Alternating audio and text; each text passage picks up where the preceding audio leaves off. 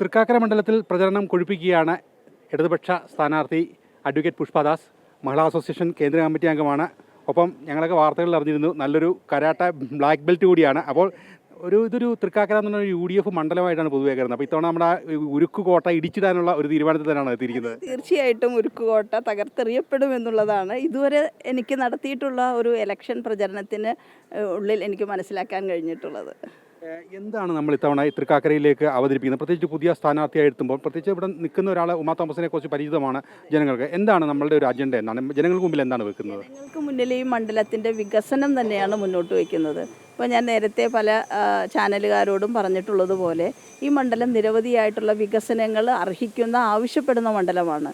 അർഹിക്കുന്ന രീതിയിലുള്ള വികസന സാധ്യതകൾ ഇങ്ങോട്ട് കൊണ്ടുവരാൻ UDFൻ്റെ ഒരു MLAമാർക്ക് കഴിഞ്ഞിട്ടില്ല എന്നുള്ളത് ജനങ്ങൾ തന്നെ ഇപ്പോൾ ഒരു സ്ഥാനാർത്ഥി എന്ന നിലയിൽ അവരെ സമീപിക്കുമ്പോൾ പറയുന്നുണ്ട്. അപ്പോൾ അതെന്തായാലും അനുകൂല ഘടകമാണ്.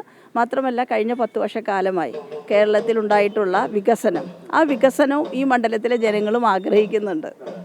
പ്രധാനമായിട്ട് നമ്മൾ നോക്കുമ്പം ഇത് തൃക്കാക്കര എന്നുള്ള ഒരു വികസിക്കുന്ന, അല്ലെങ്കിൽ കൊച്ചിയുടെ ഏറ്റവും പ്രധാനപ്പെട്ട ഭാഗമാണ്. ഇൻഫോ പാർക്ക് എന്ന് പറയുന്ന പോലെ ഉണ്ട്, സീപോർട്ട്, എയർപോർട്ട് റോഡുകൾ. പക്ഷേ അതിനിടയിലും കുടിവെള്ള പ്രശ്നം പോലുള്ള ജനകീയ പ്രശ്നങ്ങൾ നിലനിൽക്കുകയാണ്. ജനങ്ങളുടെ അടിസ്ഥാന ആവശ്യങ്ങൾ നിറവേറ്റപ്പെടുന്നില്ല എന്നുള്ള കാര്യമാണ് പ്രധാനമായിട്ട് മുന്നോട്ട് വെക്കുന്നൊരു കാര്യം. അതെ, തീർച്ചയായിട്ടും. കാരണം ഇത് ഫ്ലാറ്റുകൾ കൂടുതലുള്ള പ്രദേശമാണെങ്കിലും അതിനപ്പുറം സാധാരണക്കാരായിട്ടുള്ള മനുഷ്യർ താമസിക്കുന്ന ഒരു പ്രദേശവുമാണ്. ആ പ്രദേശങ്ങളിൽ ജനങ്ങളുടെ താല്പര്യങ്ങൾ, ജനങ്ങളുടെ ആവശ്യങ്ങൾ ഇറങ്ങിച്ചെന്നുകൊണ്ട് ഒരു MLA എന്ന നിലയിൽ പദ്ധതികൾ ആവിഷ്കരിക്കേണ്ടത് ജയിച്ചു വരുന്ന ജനപ്രതിനിധി കടമയാണ്. ആ കടമ നിർവഹിക്കപ്പെടണം എന്നുള്ളതാണ് ഞാൻ ഉദ്ദേശിക്കുന്നത്. നമ്മുടെ മറ്റ് സ്ഥാനാർത്ഥികളെ എങ്ങനെയാണ് വിലയിരുത്തുന്നത്? പ്രത്യേകിച്ച് 2020 മത്സരമുണ്ട്. അവിടെ കുന്നത്ത് നാട്ടിലും അല്ലെങ്കിൽ ഈ പറഞ്ഞ മാതിരി അവരുടെ ഒരു മേഖലയും കൂടി ഒരു ശക്തി കേന്ദ്രം കൂടിയാണ്. എങ്ങനെയാണ് പൊതുവേ ഇപ്പം ഉമാ തോമസ് ഇപ്പോൾ കുറേ കൂടി ഒരു നേതാവായി വന്നിരിക്കുന്നത്? കഴിഞ്ഞ വർഷം ഒരു അപ്രതീക്ഷിത സ്ഥാനാർത്ഥിയായിരുന്നു. എങ്ങനെയാണ് ഈ മത്സരത്തെ വിലയിരുത്തുന്നത്? അല്ല, കേരളത്തെ സംബന്ധിച്ചിടത്തോളം കേരളം എപ്പോഴും അരാഷ്ട്രീയവാദത്തെ തള്ളിക്കളയുന്ന ശക്തമായിട്ടുള്ള രാഷ്ട്രീയ പ്രബുദ്ധതയുള്ളൊരു സംസ്ഥാനമാണ്. അതുകൊണ്ട് തന്നെ അങ്ങനെ 2020 ഘടകമൊന്നും വലിയ രീതിയിൽ ഒരു പ്രതിസന്ധി സൃഷ്ടിക്കപ്പെടില്ല എന്നുള്ളത് തന്നെയാണ്.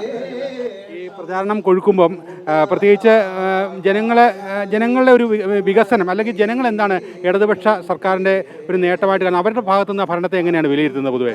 ഞാൻ കഴിഞ്ഞ 10-12 ദിവസമായിട്ട് ഈ മണ്ഡലത്തിൽ ഓരോ പ്രദേശങ്ങളിലും പോകുമ്പോൾ പ്രായമായിട്ടുള്ള ആളുകളുടെ അടുത്ത് ചെല്ലുമ്പോൾ അവർക്ക് കിട്ടുന്ന ആ പെൻഷൻ തുക, അപ്പോൾ ഇതുകൊണ്ടാണ് ഞങ്ങളുടെ കാര്യങ്ങൾ നടത്തുന്നത്, ഇത് നിലനിൽക്കണമെന്ന് ഞങ്ങൾ ആഗ്രഹിക്കുന്നു എന്ന് പറയുന്നുണ്ട്.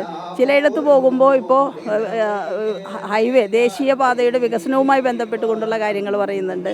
അതോടൊപ്പം തന്നെ സ്കൂളുകളുടെ അടിസ്ഥാന സൗകര്യങ്ങൾ വർദ്ധിപ്പിച്ചതുമായി ബന്ധപ്പെട്ടുകൊണ്ടുള്ള കാര്യങ്ങൾ പറയുന്നുണ്ട്. അപ്പോൾ ജനങ്ങൾ എന്തായാലും ഈ 10 വർഷക്കാലത്തെ ഇടതുപക്ഷ ജനാധിപത്യ മുന്നണിയുടെ ഭരണത്തിൽ സംതൃപ്തരാണ്.